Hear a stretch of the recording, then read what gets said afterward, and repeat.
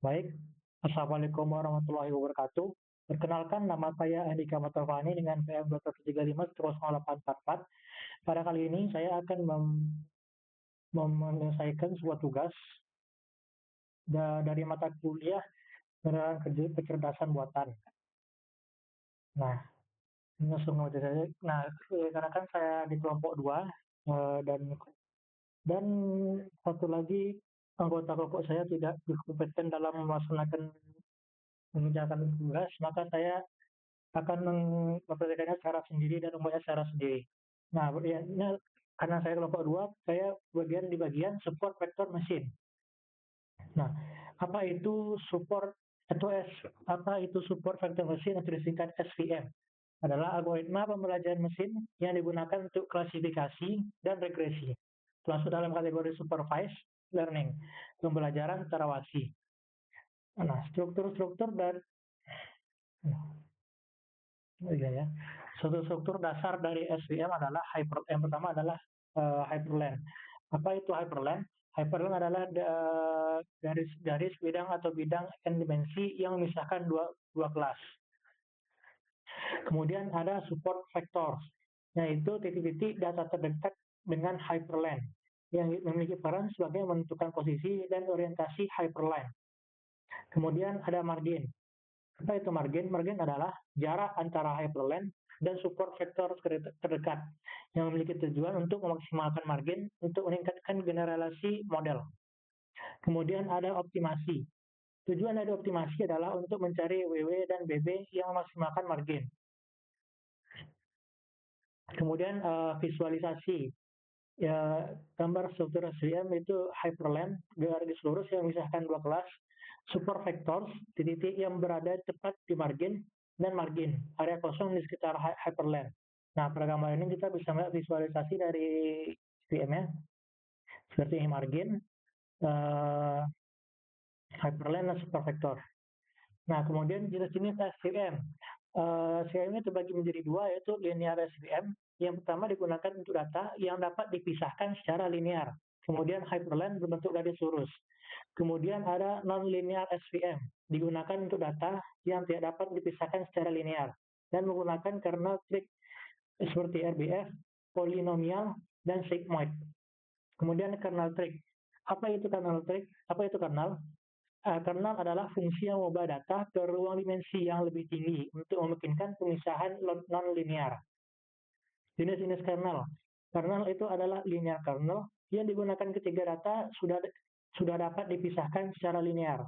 Kemudian ada polinomial kernel, cocok untuk data dengan hubungan non-linear yang kompleks. Kemudian ada radial basis function, RBF kernel. Paling populer, cocok untuk data dengan batasan kelas yang tidak jelas.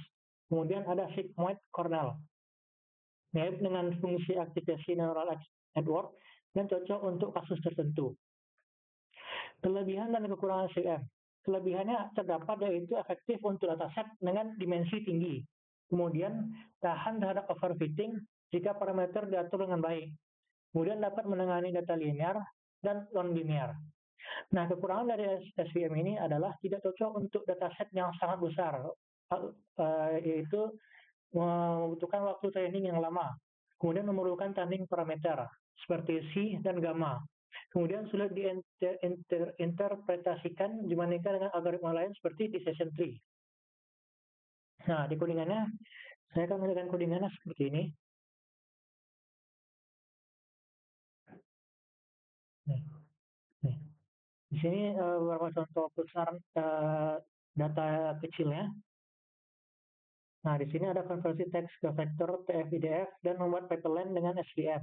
Kemudian split data, latih model SVM, prediksi, dan evaluasi dengan cross-validation.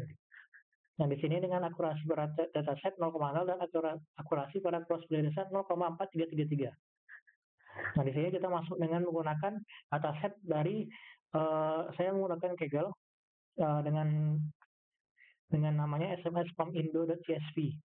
Nah, seperti pada dilihat, nah ini terdapat dari load dataset, tampilkan 5 dataset, periksa nama kolom dataset. Ini nggak terlalu load pula ya. Sebelumnya ini ada konten mungkin karena saya mengupload ulang, jadi tidak terbawa. Nah, kemudian sini, nah ada konversi format numerik, fungsi untuk membersihkan teks, ubah menjadi kemudian ada terapkan pembersihan teks, pisahkan data menjadi fitur X dan label Y, kemudian split dataset menjadi training dan testing. 80% training, 20% testing. Kemudian konversi teks ke bentuk vektor menggunakan TF-IDF. Dan ada inisiasi dan latih model support full vector machine menggunakan karena linear, prediksi pada data uji, evaluasi model. Dan ini seperti ini hasilnya.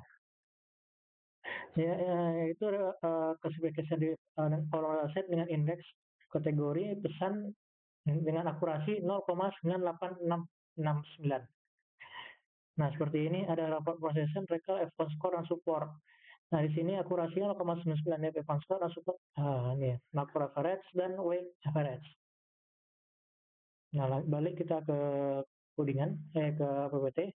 Nah, kesimpulan, SVM adalah algoritma yang powerful untuk klasifikasi dan regresi yang dapat menangani data linear dan non-linear dengan kenal track yang memerlukan tuning parameter untuk hasil terbaik dan cocok digunakan untuk dataset dengan dimensi tinggi dan ukuran sedang.